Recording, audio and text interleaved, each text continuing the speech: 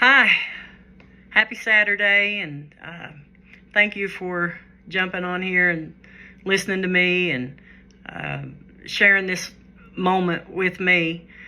I also want to thank you guys for all the follows and the likes on the little page. And I wasn't going to do any post or anything for another week or so because I wanted to get some things together, like in my thoughts, and I wanted to pray about some things and figure out how is the most effective way for me to do this to where that we can just chit chat and we can just talk. I want it to be very casual. Nothing really as far as scripted. I want it to be organized, but not so much scripted, because I really want you all to see my heart more than anything. And what I want to get out of this video is that I want you to understand. That's my goal. And it's really, really important that I do this video before I do anything else, because I think that for you to understand my journey and what has happened and why I'm so excited to share it with you is because you need to understand where my heart was before, July. And I really wished at the time, 10 years ago, 12 years ago, I wish that I would have had someone to sit down with me and just listen and just try to understand me. And I want to be that person for you. I want to be the person who validates the way you're feeling, who hears you and sees you, because this all ties in with what happened in the conversation with God that led me back to God. Ultimately, He literally spoke into my heart that Sunday and said, I see you. And it wasn't in an I see you. It was validating where I was and validating that the way I felt was significant to Him. And I feel like that's skipped over a lot within the church, that we have hurting people and sometimes misunderstood people. And we don't really take the time to see them and hear them and validate the way they're feeling. Even if they need correction or guidance, even, we don't even take the time to understand where they are. So that's why I felt like I needed to do this, particular post, because I understand that a lot of you, there's two different groups on here. There's half of the group that knows Eula from the time she was little until, now. And then there's the group that just met me 12 years ago. And the reason is because 12 years ago, I shifted my acquaintances. I shifted my crowd that I was with because I was done with the previous crowd. I didn't want anything to do with them, and went to a new crowd. So I have this, diverse group of people that I hope so much are watching this video, because I feel like this whole experience that both of you can relate to this, and maybe we can grow together in understanding all of this and how this happened. And we go through Facebook and we go through these reels and we go through TikTok and we see all these edited videos and all these sermons and devotionals, and people seem like they got it all together. But in reality, we don't. And nobody seems to want to say, hey, let me hear what you're struggling with in your heart, and I want to hear you, and I want to understand, and I want to be there for you. And that's what I want to do. So I don't want so much this to be focused on me, what I've done over the last 12 years. I don't want that to be the focus. I want the focus to be where my heart was and where my heart is, and what, God is going to do in my heart, and hopefully in your heart too. And we can do this together. And I think that if I would have had a better support system at that time, I think that maybe a lot of the way my heart became might have been diverted. I don't know. We'll never know. But it's not important. because what's happening now is what's important. But anyway, because we have those people who knew me, those people who now know me, and hopefully people who will get to know me, I felt it important to just kind of let you know, before I tell you what happened and this miraculous healing that came into my life 5 months ago, I want you to know where my heart was then, because I know that your heart, a lot of your hearts are there too. And I need you to know that you can connect with me and I can understand and help you in a lot of ways. If anything, I can just hear you and see you and let you know that you're not alone in feeling that way. And that's what I want this to do. So that being said, most of you knew that or know that I grew up in church in a very, very, very faithful family. It was faithful to church, and we was in church more than more than we did anything. And I found a lot of joy in that. I grew up loving church. I hated to miss church, so much so that when I had an accident with my dad when I was like 3 or 4 years old, I had fell out of his truck.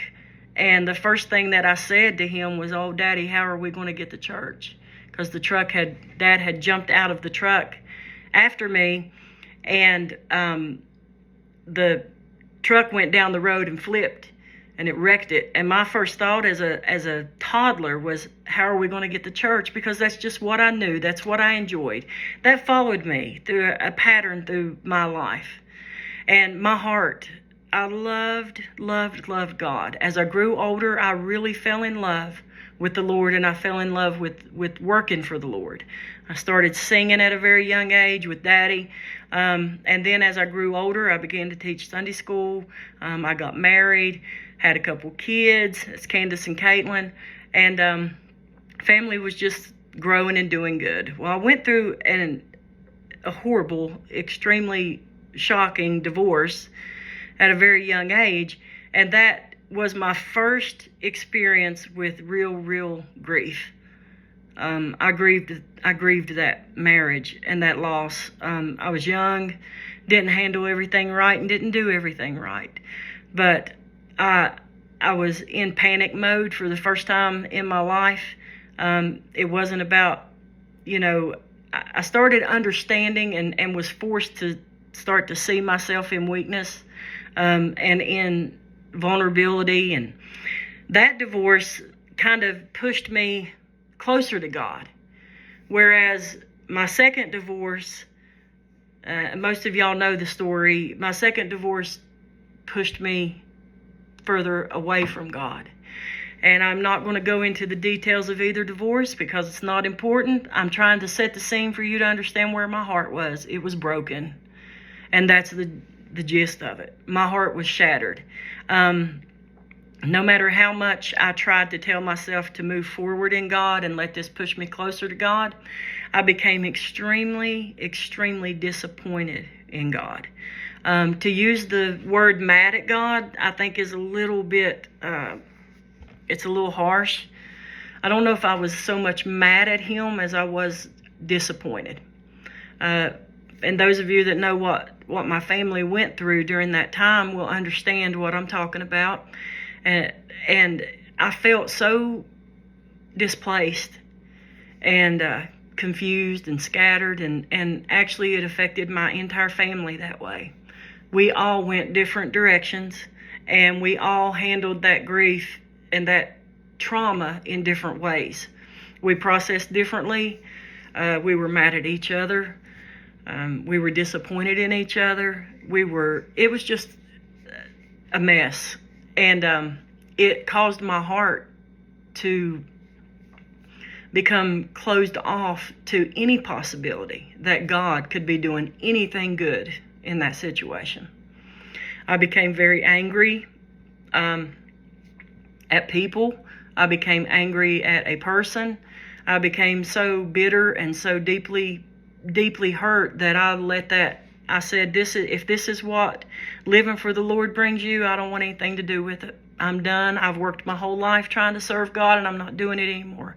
And my heart became further and further away from God. And I didn't mind it. I'm not going to cut corners because I thought, well, this is not what I want for my life anymore. I'm going to do what I want.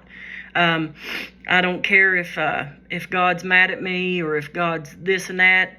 I feel like I haven't been able to please God my whole life, so I'm just going to go. So my heart became more and more calloused, I guess, toward Him. But during this time that I was separated from God, I separated myself from God. My mindset was that I was going to do what I wanted to do because it didn't matter anyway. God's going to do what He's going to do with my life regardless. So I'm going to do whatever I want to do.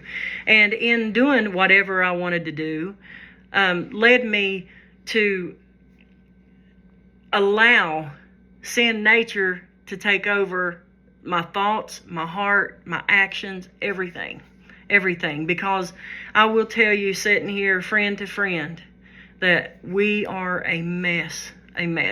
I had never opened myself up to let sin do its natural work in me because I'd always just put myself within the church. Now I was refusing to go to church. I didn't want to go to church because it's just too much.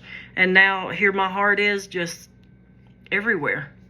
And I let all kinds of different things lead me because I didn't have a governor in my spirit. Anyway, my heart was at a point to where it's not that I couldn't feel God. I didn't want to. It's kind of like when you're mad at a spouse or a partner or a family member that you just don't hate them. You're just still upset with them and you just don't want to be in their presence. So I avoided church because I didn't want to be in the presence of God because I was still upset at Him. And I didn't want to talk about it that much because I was still upset over it. So that's where my heart was. Not completely bitter and shut off. I just was disappointed. I never at one point became an unbeliever. I just didn't want to do it. I know that might sound to you Christians who have never walked away and you've always held strong to your faith, that might sound a little like, I don't know how she became that vulnerable or easy to let go. It was not easy. And we'll get into that later as we go. But I know that there are people listening to me because you've already reached out to me. You've already sent me messages. And I know that you want to understand, where were you? What happened? How did this change come about in you? And how do you have so much hope? And why did you get back, in fellowship with God? And what happened to you? And how did this happen so fast? That's the key question. How did this happen so fast? So that's what the point of this video right here is to kind of give you an insight of where I was. It's not about where I was physically or where I was at all in sin. It was about, I want this video to be about where my heart was, where my heart posture was, where my mind was, where I was spiritually. That's where I was. So if you're sitting there focused on, well, we know where she was, I don't want you to think on that, because there's a whole lot of people that have the same heart condition that were not in the same sin that I had allowed myself to be in. So a couple years ago, Caitlin had given me a subscription to a Storyworth book. And one of the prompt questions, it would give you a prompt every week and you would write about it, and then when the end of these prompts are over, you can print the book out. I think you guys may remember me doing that. But Caitlin had gave that to me, and one of the prompt questions was, have you ever struggled with your faith? Have you ever doubted your faith? I'm not going to read that whole chapter because that book is for my grandchildren and my children. And I don't feel like everything that's written in that about me struggling with my faith is important, but I do feel like that you can relate. I hope you can. If you're struggling with your faith and you feel like that you just don't want anything to do with it, and you don't know maybe where you lost your relationship with God, or how you became separated from God, or how to even get back, I want you to hear what I wrote 2 years ago. This is before I gave my heart back over to be used by God and returned to my Creator where I was supposed to be. This is 2 years ago when I wrote this was the state of mind that I was in. Mind you, I was writing this book to my children. All right, so this is just a little bit of it, and not the whole chapter. But I said, I hit a moment in my life that I felt like every single thing I knew about God and His faithfulness was worthless. The tears, the years upon years of teaching and giving myself to the work of the Lord, they're now nothing. Nothing I sang about was true. Nothing I taught or believed was true. And God was not concerned about my well-being. I waited quietly on the Lord, and that didn't work. I prayed in faith, and that didn't work. I searched the Word and found nothing. I lived a holy, separated life. I did all the works and still experienced the deep, deep betrayal and pain that only God could fix, and He didn't. I felt like David in more ways than one. I suddenly stopped caring as I had before, and I found myself not caring at all, actually. I was so wrong in the way I let myself go. I was wrong in my behavior, and I had no boundaries. The life I had separated myself from, I'm now a part of. I set out to prove that I can live however I want, since it didn't matter anyway. God isn't concerned with how good you are. I gave my life and my children to God, and look what He allowed. He could part the Red Sea, walk on water, raise the dead, but He couldn't intervene and save my babies from sinful thoughts. How does that make any sense to any believer? No one has ever given me an answer to that, and yes, I have asked many times. I don't question that God is real, kids. I am 100% a Christian believer. I do, however, have no more elephant left to chew on. This is it. My faith could not take any more disappointment. The messages of hope I had given everyone else failed to reach me. I had nothing left to give. The children that I gave to God for His glory were shamefully hurt, and that was the hardest part for me. My babies, all three of my babies, thrown into the middle of a sinful mess. I had lost control of my home, and I was ashamed too. I can't even find words to tell you how I feel about this. I protected the love and loved my children beyond my own life. Yet at this moment, I just didn't care. The way I saw it is that if bad things and bad people are allowed by God to happen, then what's the point in being good? Looking back, I see my errors. And oh, how I wish I could change the way things went, and I wish my faith had just stood that test. But it didn't.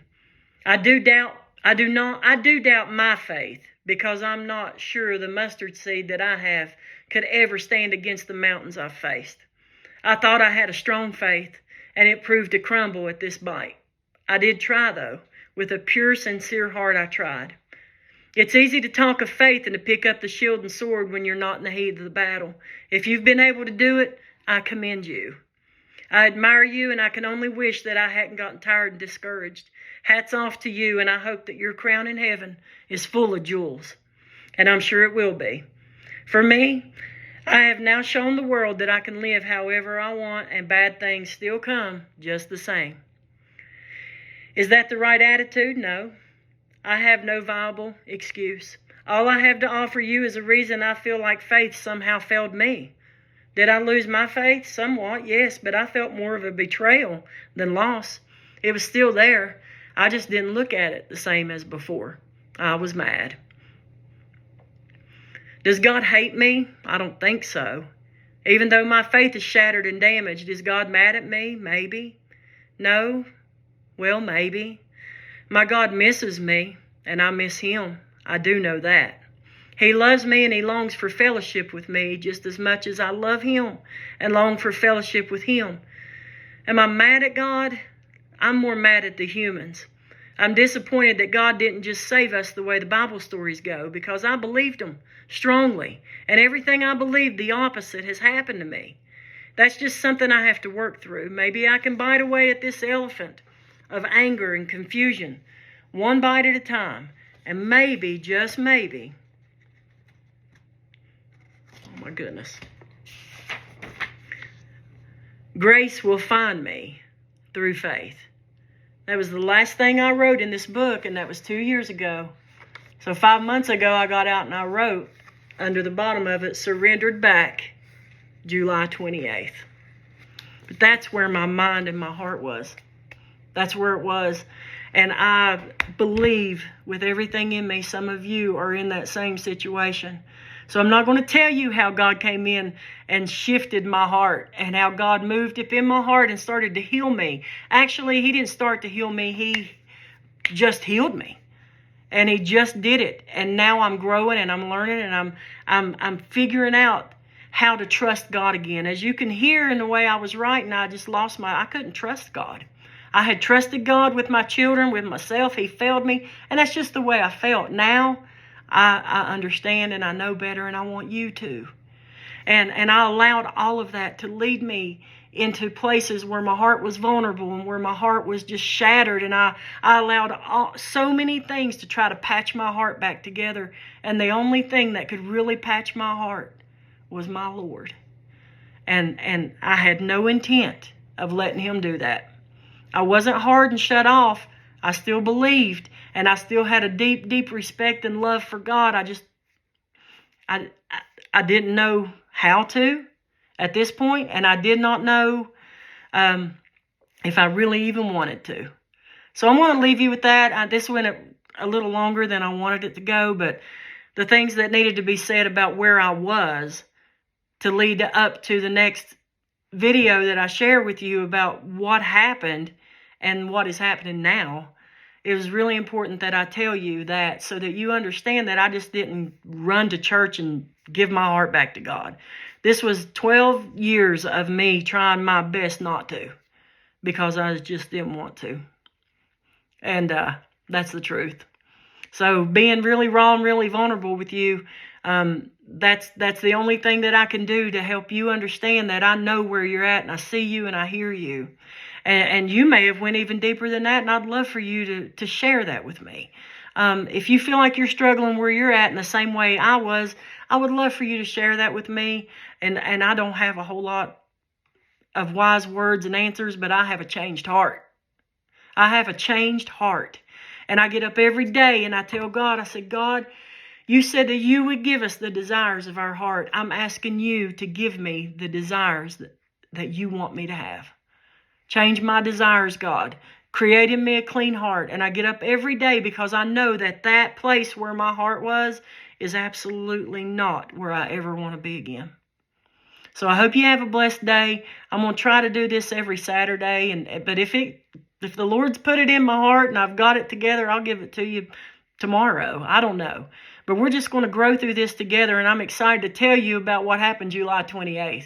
I can't wait to tell you. So share this video with anybody that you know might be struggling with their faith. And I know there's not really answers on how to get past that in this video, but I need somebody to just understand that I know where you're at and I hear you. And I'm not being mean to you, and I'm not telling you, you need to get back in church and you need to do this and you better do that. I'm not doing that. I'm telling you that we have a Savior who misses us, who loves us, and He wants to heal us. And I'm going to leave you with this. Back when Dalton had cancer and we was headed to Huntington for chemo, he had a song playing and I started crying because I missed the Lord so much and my fellowship with Him. I just didn't want to live the life of a Christian the way I had prior, because I felt like it had failed me. And he had a song on and it just hit me right in my gut, right in my spirit, and I started crying. And here he was laying there battling cancer. He didn't have any hair. He was pale as a ghost. He was a picture of death, laid back in the seat. And he looks over at me and he says, Mama, are you crying? And I said, yeah, I'm crying. I started wiping my tears and he said, hey, Mom. And I said, yeah. He said, why are you running? I just looked at him and he said, he ain't mad at you. And it hit me. It hit me so hard because I hadn't saw God in that light. I really, really, really thought He didn't want nothing to do with me anymore. I done went too far. I done too much. He don't want anything to do with me. Dalton said He's trying to catch you to love on you. And that stuck with me all the way through that cancer and all the way to the altar when I finally said, Lord, here it is. I give it right back to you. So remember that today, that whatever state your heart's in, that he's not mad at you. He loves you. And he's trying to catch you to love on you. So I hope you have a blessed day, and I hope maybe that helps somebody. Just helps somebody to understand that we ain't perfect people, and my heart was absolutely in all kinds of places before God grabbed a hold of me in love and said, I got you. I hear you and I see you. Have a good day. I love y'all, and I'll see you next time.